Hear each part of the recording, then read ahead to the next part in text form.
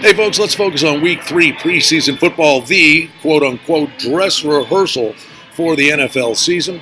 Brian Blessing in Las Vegas, glad to be with you at Bang the Book. Follow on Twitter at Bang the Book. Our sports betting podcast, Adam Burke, on Tuesdays does all week does a great job. I love joining him on Tuesdays.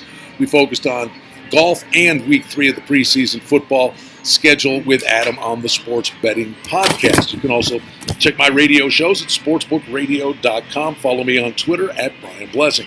All right, Week 3 in the NFL. It's the dress rehearsal for most teams, but there are still going to be defined opportunities as we sit here and plot a course. Well, let's just start. Philly and Cleveland on Thursday out of the gate. That's a numbers up to 4.5 Cleveland favored.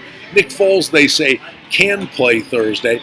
Well, even if he goes out there, I can't see him playing more than a series or two because they got a big scare with the shoulder injury last week, and there's still concerns with Carson Wentz's status, and they don't want to go into the start of the regular season counting on Wentz if they wanted to ease him in. So it's understandable with the Cleveland quarterback rotation. You got Tyrod Taylor, Baker Mayfield, and even in mop-up duty, Drew Stanton can play. And Josh Gordon comes into the fray now for the Browns, and they might want to sling it around a little bit and get a bit of chemistry going with new quarterbacks, Taylor or Mayfield, with Josh Gordon. So that move is understandable. On Friday, New England's at Carolina. Well, what I don't understand is it's a copycat league. Why more people don't copy what Bill Belichick does. He's done it before. He did it this year. He used Week 2 as his dress rehearsal. Tom Brady threw it all over the place against the Eagles. He doesn't need to be out there and exposed to the first-team defense, the other team coming his way. So you're probably going to see a lot of Brian Hoyer.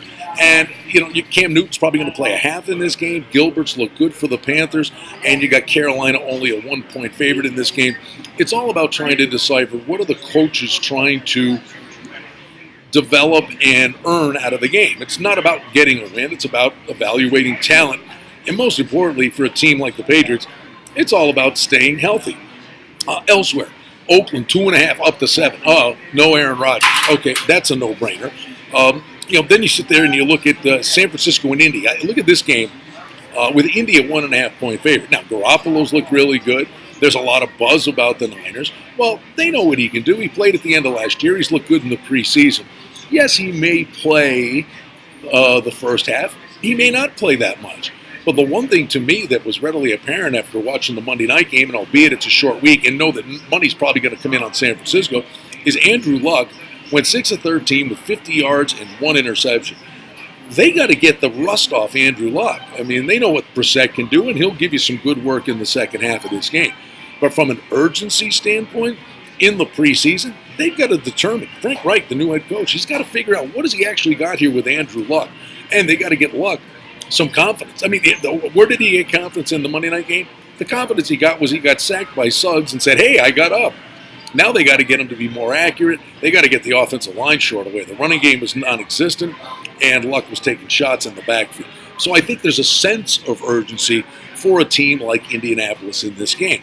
And then on Sunday, you get a couple of games. Dallas, a 3-point favorite. Yeah, do we see a little bit of Zeke Elliott in this game? Hosting Arizona totals 43.5. But it's the Cincinnati-Buffalo game that's pretty intriguing on Sunday. Buffalo, a 1.5-point favorite. There's some weird dynamics here. If Andy Dalton throws a touchdown pass in Buffalo, the stadium will go bananas for Andy Dalton because he got them in the playoffs with that miracle pass on 4th down against the Ravens. The Bills fans donated $4,000 to his donation, and then he, in turn, donated money back to Roswell Park in Buffalo. So Andy Dalton's going to have a lot of love and a lot of support in Buffalo for the game on Sunday. But you've got the Bills. The good news is McCarron apparently didn't suffer a broken collarbone, so they know he's going to be available. But Josh Allen is going to practice all week with the ones. He's been named the starter for this game, and it's his job to win. And Josh Allen's looked good in the preseason, and the kid has a legitimate chance to be the starter, so he's highly motivated. And if he were to struggle, Nathan Peterman, who's had a really good preseason too, is going to play the second half of this game, and he's going to be looking to make a statement. So I look for the Bills to be throwing it around. I don't think you want to expose McCoy to too many hits. Maybe he plays a quarter, but it's going to be about the quarterbacks in this one. You might see a lot of points, and you got a motivated Bills team with 2 quarterbacks trying to win a quarterback battle, always trying to find that edge inside the game. We love preseason football because there are defined opportunities that exist on the wagering board for you each and every week, and this is the big one, the one most teams use. as the dress rehearsal. Always fun to be with you here at bangthebook.com. I'm Brian Blessing in Las Vegas.